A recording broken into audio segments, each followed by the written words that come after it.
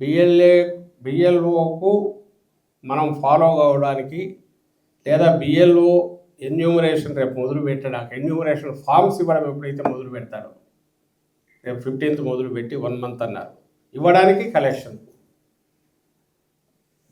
So ఇవ్వడము కలెక్షన్కు మధ్య మనం వెళ్ళి ఓటర్లకు సంబంధించి అవేర్నెస్ క్రియేట్ చేయడం, అంతవరకు వెయిట్ చేయడం అవసరం లేకుండా ముందే ఇప్పుడే రేపు పోయి ముందు బిఎల్ఓతో కూర్చొని ఇప్పుడు ఆల్రెడీ దీనివల్ల ఒక ఐడియా వచ్చింది. ఏది మనం ఏజ్ రీత్యా చూస్తే కొన్ని సర్టన్ నేమ్స్ 1000 మందిలో 50 మందో 100 మందో 150 మందో 41 ఉండకపోవచ్చు.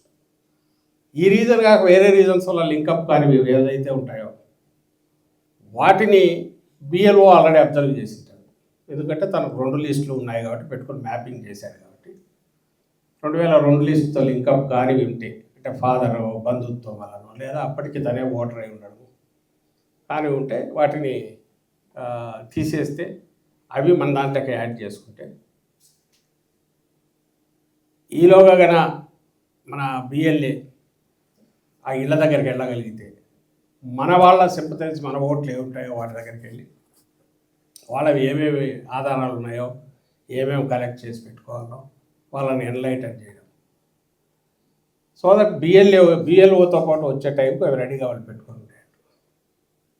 ఈరోజు మాట్లాడితే తెలిసింది అప్పుడు కూడా బిఎల్ఓ తీసుకోడు, ఓన్లీ ఎన్యూమరేషన్ ఫామ్ ఇచ్చి వెళ్తాడు అనేది.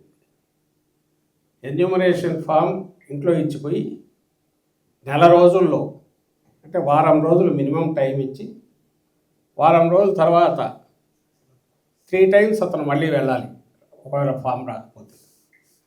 మరి 3 times పొద్దున మధ్యాహ్నం సాయంత్రానికి వెళ్ళేసి వెళ్ళాను అనొచ్చా తెలియదు నాకు. వారం తర్వాత ఇమ్మీడియట్గా ఇంటికి వెళ్ళేసి కొట్టేసి లేడు అని చెప్పేసి లేదా ఫామ్ రాలేదని రాసుకోవచ్చో తెలియదు. ఇవన్నీ ఆ చిన్న గ్రౌండ్ మీదకి పోయి నాకు తెలియాల్సింది.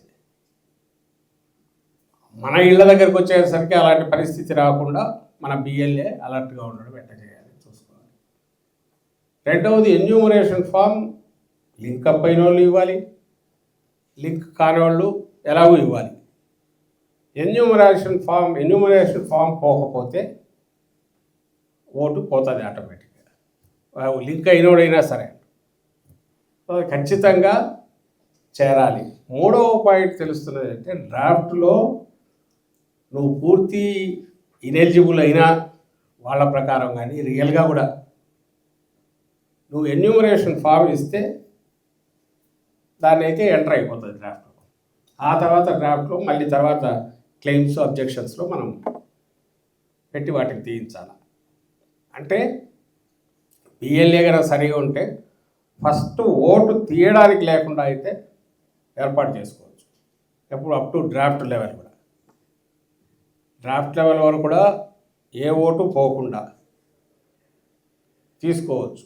మనము బిఎల్ఏని ఎక్విప్ చేయడంలో మనం ఎట్లా ఆలోచిస్తున్నామో అతను అట్లా ఆలోచించేట్టు మనం ఇచ్చిన దీన్ని పట్టుకొని దాన్ని ఇంకొంచెం ఫర్దర్ ఇంప్రూవైజ్ చేసి ఎట్లా పని చేయించవచ్చు ఆయనతో అనేది తనకు కన్వే చేసి తలకు ఎక్కించి పంపడం. సో మీరు అక్కడ బిఎల్ఓలు ఎవరన్నా లేదా మీరు ఎక్కడుంటే అక్కడ బిఎల్ఓలు ఎవరన్నా పిలిపించుకొని మాట్లాడితే మాకు దృష్టికి రాని మీకు రావచ్చు, ఇదిగో ఇది చేయొచ్చు ఇది చేయొచ్చు. కానీ జనరల్గా కనపడుతున్నది ఒకటే. ఇప్పుడు మనకంటూ ఎన్యూమరేషన్ ఫామ్ ఖచ్చితంగా అందరికి వస్తుంది. అవి వచ్చినవన్నీ వాళ్ళు సబ్మిట్ చేస్తే అబ్జెక్షన్స్ కానీ క్లెయిమ్స్ కానీ తర్వాత పెట్టాలా. And either you are linked up or you are not linked up. Enumeration form మళ్ళీ రిటర్న్ ఇవ్వకపోతే అయితే ఓటు ఎగిరిపోతుంది. సో ఖచ్చితంగా ఆ ఫామ్ అయితే మళ్ళీ చేరాల. న్యూట్రల్ ఎవరైనా సరే ఓటు ప్రొటెక్ట్ చేయాలంటే వాళ్ళ ఇళ్ళకన్నీ వెళ్ళి ఆధారాలు ఏమేమి పెట్టుకోవాలో వాళ్ళకి చూపించి అది ఏ రకంగా ఉంటుంది, అదే ప్రూఫ్లు ఏం పెట్టడంతో పాటు రెడీ చేసుకోవాల్సిన ఫోటో కానీ మిగిలిన ముందు చెప్పేసి వస్తే ఆఖరికి వచ్చేసరికి కరెక్ట్గా ఫిల్ చేసి ఇవ్వడానికి వీలవుతుంది. కాబట్టి ఆ ప్రాసెస్ పూర్తి చేయించాలి. ఇక్కడ ఒకటి గమనించాల్సింది నాకు అనిపించేది ఏంటంటే ఖచ్చితంగా రేపు ఫైనల్ ఎప్పుడైతే అబ్జెక్షన్స్ పెట్టేటప్పుడు కానీ ఆ దశలో కొంచెం వాళ్ళ అధికారంలో ఉన్నారు కాబట్టి అన్నీ యూజ్ చేసే అవకాశం ఉంటుంది. బిఎల్ఓస్ మీద ప్రెజర్ చేయడము, ఇంకోటి చేయడము, మనం ఇచ్చిన అబ్జెక్షన్స్ పక్కన పడేయించడము ఏదో జరిగే అవకాశం ఉంది. ఎవరైతే ఎస్ఐఆర్ ఇది చూస్తున్నారో వాళ్ళు వాటికి ఎప్పటికప్పుడు అది తెలుసుకొనో ఎక్కడ అలాంటి పరిస్థితి ఉందో వాళ్ళ మీద ఇమ్మీడియట్ కంప్లైంట్ రైజ్ చేయించేటట్టు చూడడము, బిఎల్ఏని తెప్పించుకొని కోఆర్డినేటర్ ద్వారా ఆ ఎక్సర్సైజ్లోకి వెళ్ళడానికి కూడా ప్రిపేర్డ్గా ఉండాలి.